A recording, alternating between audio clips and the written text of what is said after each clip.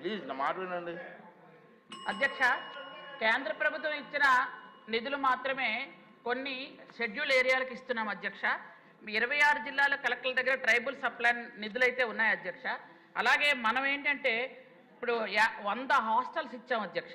Hostels అన్ని గ్రామాలకు ఇస్తున్నాం అధ్యక్ష. ఎస్టీస్ ఎక్కడ ఉన్నారో అక్కడ ఇస్తున్నాము. అవి 229 కోట్ల రూపాయలతో 87 హాస్టల్స్ పూర్తి చేశాం అధ్యక్ష. ఎందుకంటే అన్ని ఏరియాలకి ఇవ్వాలనే ఉద్దేశంతో. అలాగే 125 మల్టీపర్పస్ సెంటర్స్ కూడా 75 కోట్లతో మనం మంజూరు చేసి వందన్ వికాస కేంద్రాలు కూడా ఏర్పాటు చేస్తున్నాం అధ్యక్ష. ఓకే మినిస్టర్ గారు, సరే మీ ఆన్సర్ సబ్జెక్ట్ బాగుంది. నేను అనేది రెండవ సబ్జెక్ట్ మాట్లాడింది అంటే నాన్ ట్రైబల్ ఏరియాలో కూడా షెడ్యూల్ విలేజెస్ ఉన్నాయి. అవును అధ్యక్ష. వాటి మీద దృష్టి పెట్టాలని చెప్పి వారు క్లియర్ చెప్తున్నారు. దాన్ని పరిశీలించి ఎలా చేయాలో ఆలోచించండి. తప్పకుండా అధ్యక్ష. థ్యాంక్ యూ అధ్యక్ష.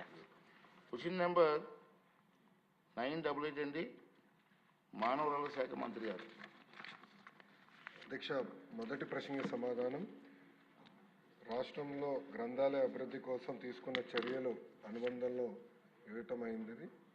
రెండో ప్రశ్నకి సమాధానం స్థానిక సంస్థలు వసూలు చేసిన గ్రంథాలయ పన్నును సంబంధిత జిల్లా గ్రంథాలయ సంస్థల ఖాతాలో పార్షియల్ మాత్రమే జమ చేయడం జరిగింది. మూడో ప్రశ్నకి సమాధానం ఆర్థిక శాఖ, పంచాయతీరాజ్, గ్రామీణాభివృద్ధి శాఖ మరియు మున్సిపల్ పరిపాలన అండ్ పట్టణ అభివృద్ధి శాఖ సేకరించిన మొత్తం గ్రంథాలయ పన్నును ఎటువంటి జాప్యం లేకుండా సంబంధిత జిల్లా గ్రంథాలయ సంస్థల ఖాతాలో క్రమం తప్పకుండా జమ చేయాలని ఆదేశించినది.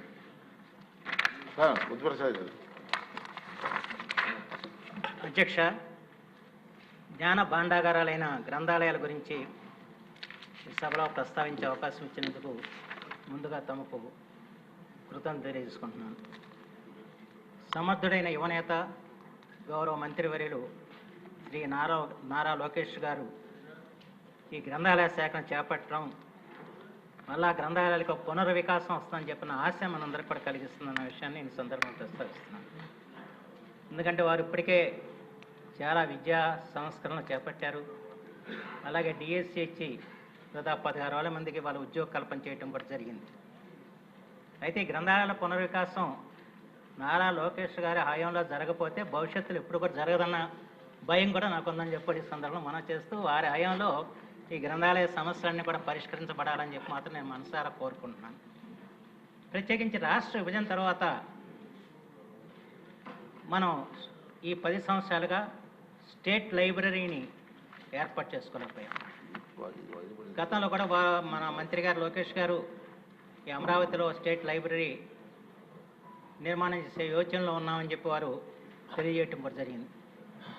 నేను మనవి చేసేది ఏంటంటే లోకేష్ గారు నిర్మాణం చేయించారంటే అది అంతర్జాతీయ ప్రమాణాలతో భారతదేశంలో మరెక్కడా లేని విధంగా ఆ భవన నిర్మాణం జరగాలని చెప్పి మాత్రం నేను మనసారా కోరుకుంటున్నాను.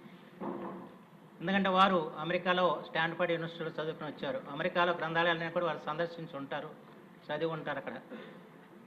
ఆ స్థాయిలో మన రాష్ట్రంలో ఒక మహోన్నతమైన గ్రంథాలయం ఉంది, భారతదేశంలో ఎలాంటి గ్రంథాలయం మరెక్కడా లేదని ఏ విధంగా నిర్మాణం జరగాలి, ఆ రీతిలో ఆలోచించాలని చెప్పి మాత్రం ఈ సందర్భంలో నేను కోరుకుంటున్నాను. అలాగే అనేక సమస్యలు ఉన్నాయి. గత 10 సంవత్సరాలుగా పుస్తకాల కొనుగోలు లేదు. ఒకసారి పుస్తకాలు కొనుగోలు చేసి దాని దాదాపు 1,76,00,000 రూపాయల బకాయిలు ఉన్నాయి. దీంతో చాలామంది రచయితలు, ప్రచురణకర్తలు వీళ్ళందరూ కూడా చాలా ఆవేదన చెందుతున్న పరిస్థితి ఉంది. దీన్ని కూడా గమనించాలని చెప్పి మాత్రం ఈ సందర్భంగా కోరుతున్నాను. అలాగే రాజా రామ్మోహన్ రాయ్ ఫౌండేషన్ నుంచి గతంలో పెద్ద ఎత్తున పుస్తకాలు కొనుగోలు జరిగేది, కానీ 10 సంవత్సరాలుగా జరగలేదు. ఇప్పుడే గౌరవ మంత్రి గారు చెప్పారు, రాజా రామ్మోహన్ రాయ్ ఫౌండేషన్తో మేము సంప్రదింపులు చెబుతున్నామని చెప్పి. నేను నాకు తెలిసిన 2 కోట్ల రూపాయలు మన రాష్ట్ర ప్రభుత్వం ఇస్తే వారు 1 కోటి రూపాయలు ఇస్తారు, 2 కోట్లతో పుస్తకాలు కొనుగోలు జరుగుతూ ఉండేది.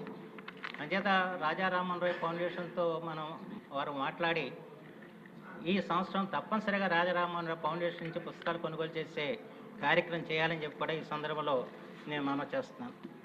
అలాగే స్థానిక సంస్థల నుండి దాదాపు 8% మనం సెస్ గ్రంథాలయ కోసం వసూలు చేస్తున్నాం, కానీ అవి ఎంతవరకు జమ అవుతున్నాయో తెలియట్లేదు. నాకు తెలిసినంత వరకు దాదాపు 544 కోట్ల రూపాయలు ఈ సెస్ బకాయి ఉందన్నది తెలుస్తుంది.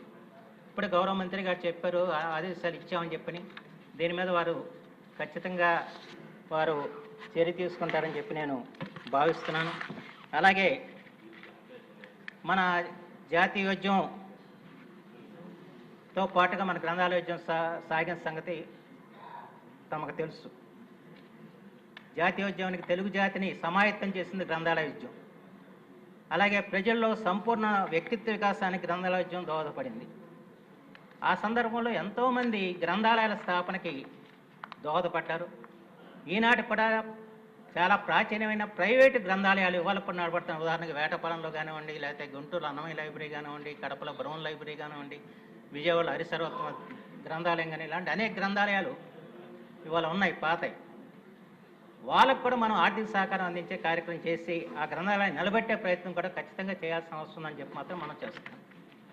గతంలో ఇదే శాఖని చంద్రబాబు గారు నిర్వహించారు. నాకు బాగా గుర్తు, మా నాన్నగారు మండల వెంకటకృష్ణారావు ఆయన స్థాపించిన కృష్ణరాయ గ్రంథాలయానికి ఆర్థిక సహకారం చేయమని చెప్పి చంద్రబాబు గారి దగ్గరికి నన్ను వెంట పెట్టుకుని తీసుకెళ్ళినప్పుడు వారు వెంటనే 10,000 రూపాయలు మంజూరు చేస్తే బీరువాలు కొన్నాం. ఇప్పుడు నాకు గుర్తుంది. అందుకని అప్పుడు ప్రైవేటు లైబ్రరీస్ కూడా ప్రభుత్వం సహకారం అందించేది.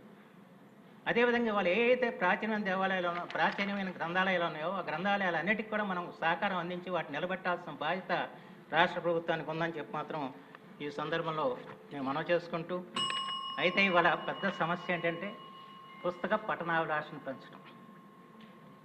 ఎందుకంటే నేను శాసనసభ్యుడిగా మొట్టమొదటిసారిగా